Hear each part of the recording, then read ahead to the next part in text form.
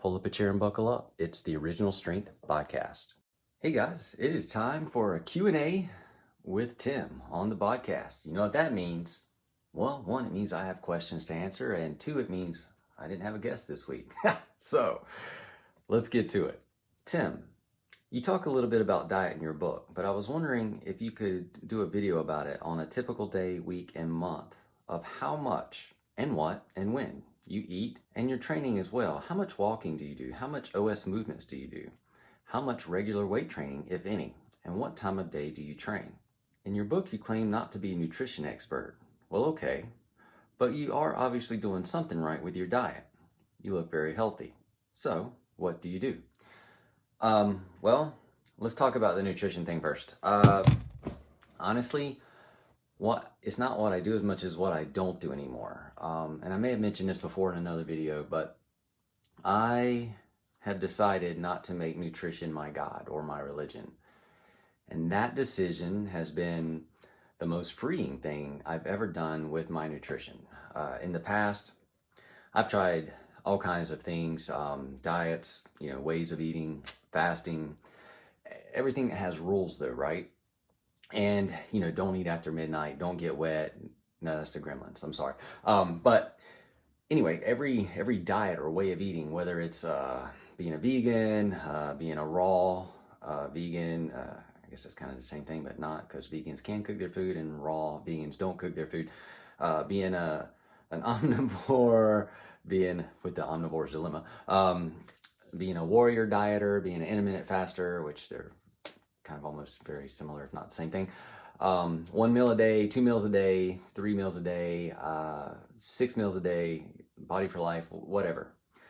I've tried it all, and I did it well. And when I say I did it well, it means that I am a rule stickler, follower, because I want to win, right? So I want to win the game, and I want to do everything right. And I would play the rules so hard that I made myself completely miserable. Like even going out to eat, if it wasn't a place that was a healthy place for me to eat, or if they did not have the type of food I was supposed to be eating during that season of the diet I was on, I would be completely miserable. And better than that, I made everybody around me completely miserable too, because I was that guy who would not bend because he was willing to break. So I let all that go.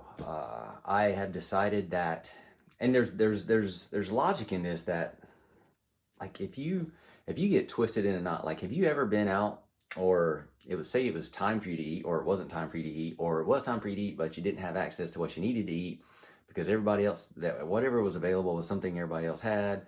You're out at a restaurant or whatever, but it just wasn't what you were supposed to be doing, and you get this knot in your sternum and your guts, like something in your middle just gets twisted up.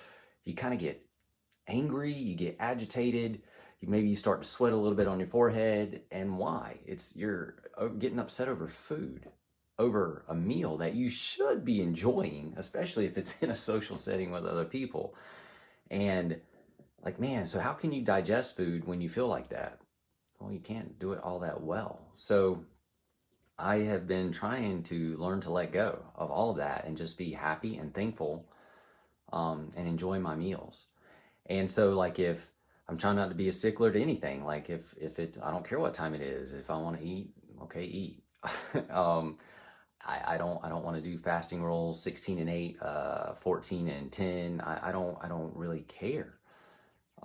I do try to be sensible. If I get up in the morning and train, okay, well, maybe I want to eat after that. 5 or 6 hours later, if I'm hungry, shoot, let's eat. And then, dinner. I love dinner. And honestly, I love eating before I go to bed. Not quite after midnight, because I go to bed early. But I think the biggest thing I've done is, like I said, is I've let go.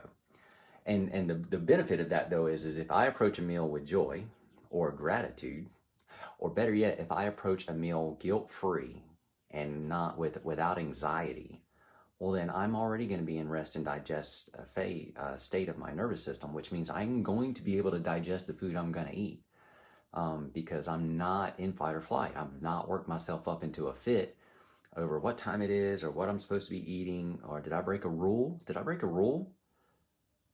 bump that. I don't care about those rules anymore. I like who standards, who makes these standards anyway?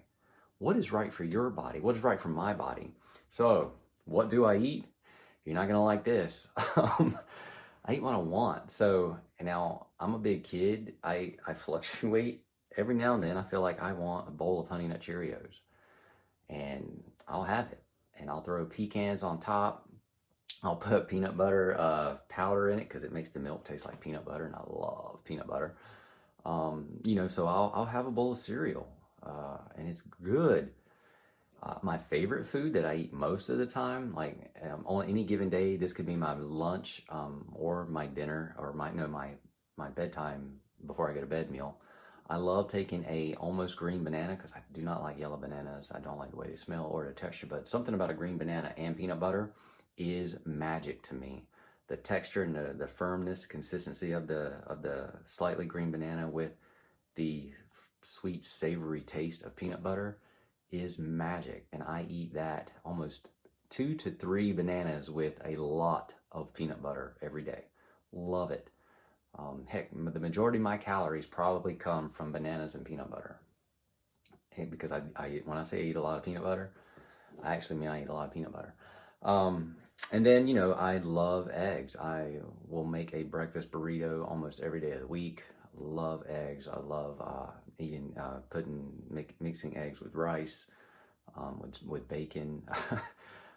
Basically, though, I eat what I want, but I also, do it within reason, right? So the other thing about food is if you don't want to make it a religion, but you also want to be aware, for the most part, of just having awareness of your daily habits, right? Because we are an accumulation of our habits, and we're an accumulation of our food as well. So for some things, like I'll have Cheerios when I want to, but we're kind of honestly really made of what we eat. So just being aware of what do you want to be made out of, and then being okay with that. Like I am okay that I don't mind being made out of dark chocolate every now and then. I like it.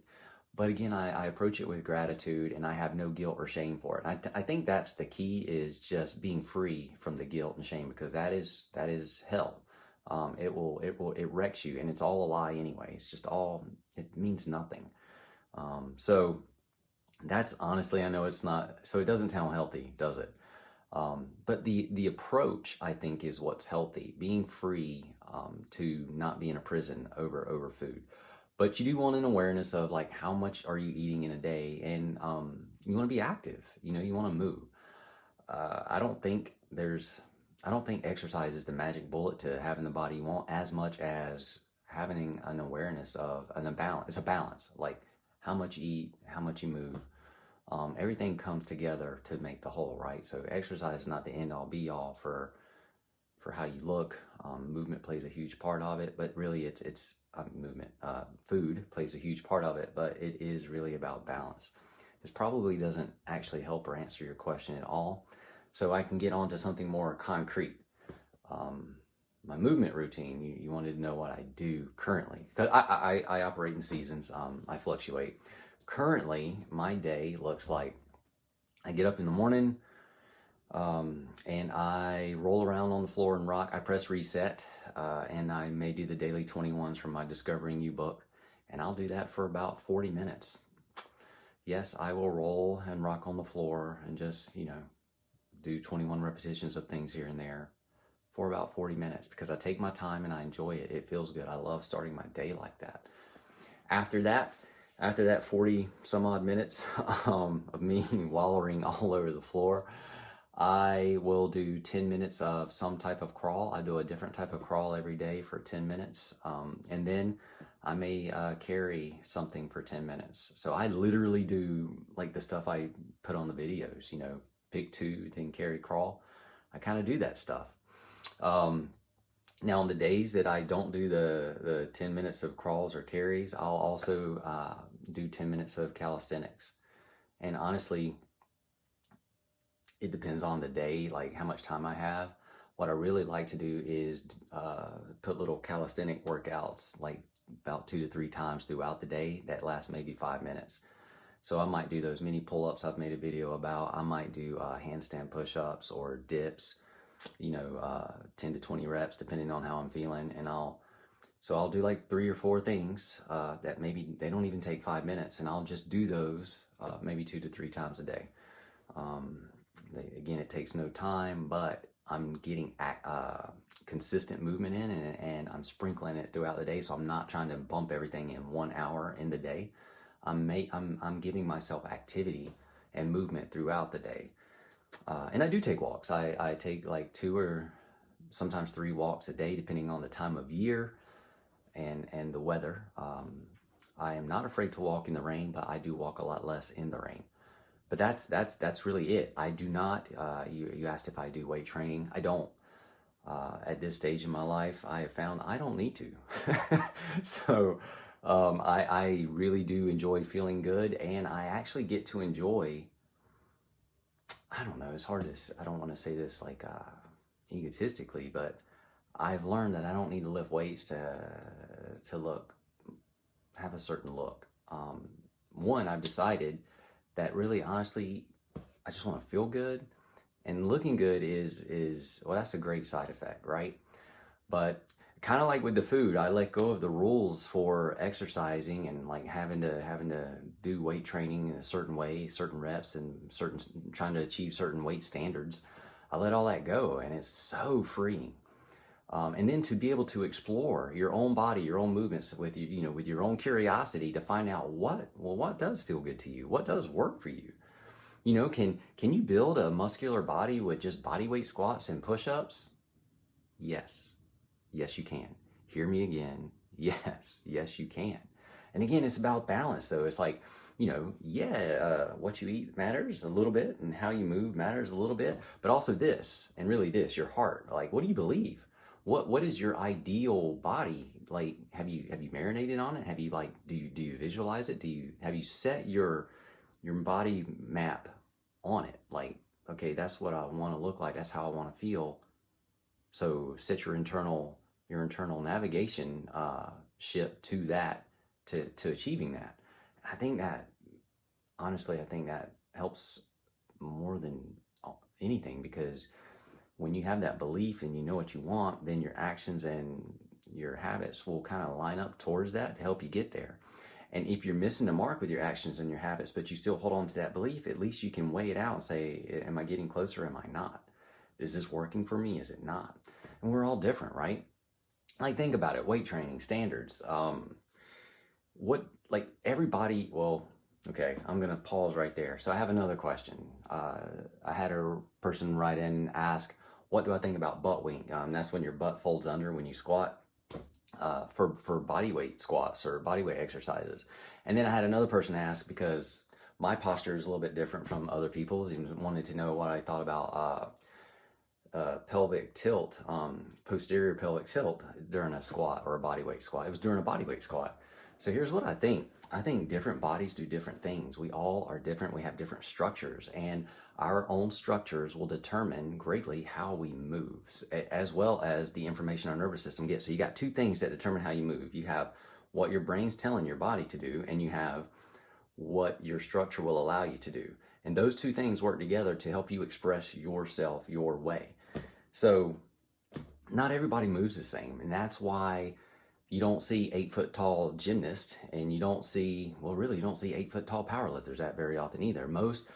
Certain bodies lend themselves well to certain activities and movements, and I think everybody knows that, but we don't all know that, because when it comes to, like, say, weight training, you have a person that's maybe 4'8" pulling a deadlift bar up off the floor. That bar is 9 inches tall, and then you get a person that's, say, 6'6" pulling that same bar that still is 9 inches up off the floor. But it's so much more of a challenge on their body, because the levers and the leverage is so greatly different. But then people want to put other people in a box, in a standard. So let's go back to butt wing. This is Tim's Ramble Q&A. So butt wing. Well, so what does it matter if the butt folds under when you squat if there's no load on your body? If that's how your body moves, okay. I'm okay with that. You're not in danger.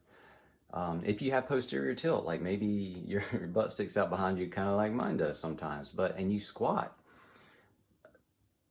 and do you need, is that safe? Well, if it's just you and there's no load on your body and your body is freely moving how it wants to and how it's designed to, yeah, I think that's pretty safe. So I don't stress a lot of those things. Like, there's no crawling standard. You know what? Crawl like a baby would. A baby's gonna crawl without thinking about crawling, with their head up on the horizon so they can see the world. Do that. Like, don't worry about holding your head and your neck in some neutral spine position. That's dumb. You're gonna run into walls. Your head's made to be up on the horizon. So it's okay to let go of exercise movement standards when you're just moving and just expressing yourself and exploring what your body can do. Now, if you want to talk about getting in the weight room, you know what? If you may need to follow certain strength training rules to keep yourself safe, but also things change under load. You may find that your posture and your structure are definitely going to change when you put a load on them, and it changes the game. So, you know what, though, when you're just moving, I don't think you need to stress butt wink, and I don't think you need to stress posterior pelvic tilt. If that's how your body wants to express itself, that's great. And then if you get under a load, maybe you move where you can, where those expressions don't put you in jeopardy. Or maybe you get with a really good training coach who understands your body and how it's different, and you let him help guide you through certain movements. But everything is not one size fits all. Like, no standard covers the individuality of every body, every structure, and every nervous system. It just doesn't happen. So there should be you should have your own freedom and ability to move and discover how your body moves. And I think that's really where some of the joy of being comes into play. Okay, so some people have asked me, since we're talking about this, how's the Systema training going? I am still doing Systema, and I'll be honest, it is so fascinating to me right now. I've made a couple of videos about wrapping movement and breath. I did one on the OS channel and one on my regular channel. And Systema is just neat. I've started training more with getting more lessons. I actually went to class for the first time the other day with like a group class. Lucky me, it was stick training day. I showed up without a stick. And because it was stick training day, it made me a little bit nervous, but it was fun. But I will tell you, like, so just the idea that you can learn how to let go of all tension and relax and let go of fear I think it's so awesome. Like, it's so, like, who doesn't want that? Who doesn't want to feel good, be happy, and not be afraid of anything? No anxiety, no stress, no worries popping up here and there. To learn how to manage that and to have a tool where you can do that it's just neat. So my session a couple weeks ago, it was, I don't know how to say this, but I'll just tell you what happened. It was, all right, so we're gonna learn how to take strikes. You're gonna learn how to get hit. And really, we're doing it too. One of the reasons we're doing it is so that you can learn about yourself, like learn what starts to make you that little twist in your gut, in your sternum, like where you start to get a little agitated, or fearful. Like, what are your triggers? So it was interesting though, right? So there I am learning how to get hit, and I'm trying to listen to my body to, like, did that make me upset? Does that make me upset? No, that one kind of tickled. Oh no, I felt that one. So it was just neat. And what I learned is this is interesting. I learned that I can get hit in the face, slapped and or punched. It wasn't hard. It was like he was trying to find agitation points, right? So that I would know about myself. Got hit fairly square good a couple of times that I noticed and still remember. But it didn't bother me. It didn't bother me. So then it makes you wonder, right? Like, so you remember, like, everybody heard this growing up. Sticks and stones may break my bones, but names will never hurt me. That is the biggest lie in the world. so like, I'm sitting there, like, I'm so amused that I'm getting hit in the face, in the neck, in the chest, in the gut. And I'm sitting there thinking, wow, this really doesn't bother me at all. Like, because once I check myself, I'm like, no, I'm certain that I'm all right now. This is cool. And then I start thinking, but why, when people say things, does that bother me? Like, in that moment, I was like, man, I'd rather get hit than have to deal with words.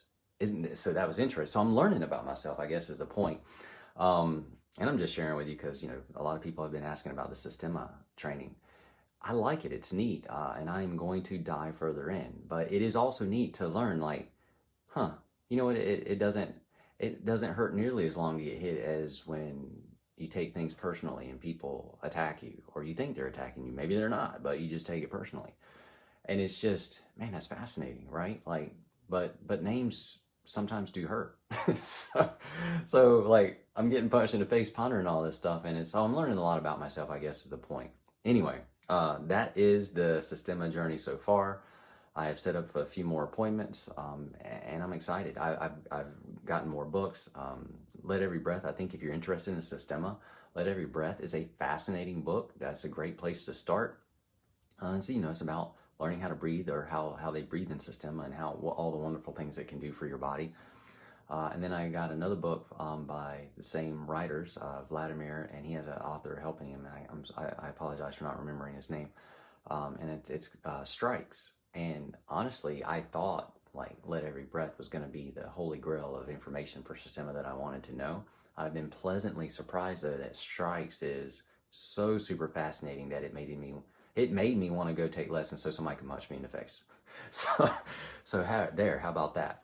Anyway, guys, thanks so much for listening. If you do have questions that you want to talk about or whatever, just feel free to send them my way. Most people are dropping them on YouTube. You can also tim@originalstrength.net. I'll do my best to come up with some answers, or just tell you what I'm doing. Guys, thanks so much for listening. This is the Original Strength Podcast. Thanks for listening, everyone. Now get outside and play.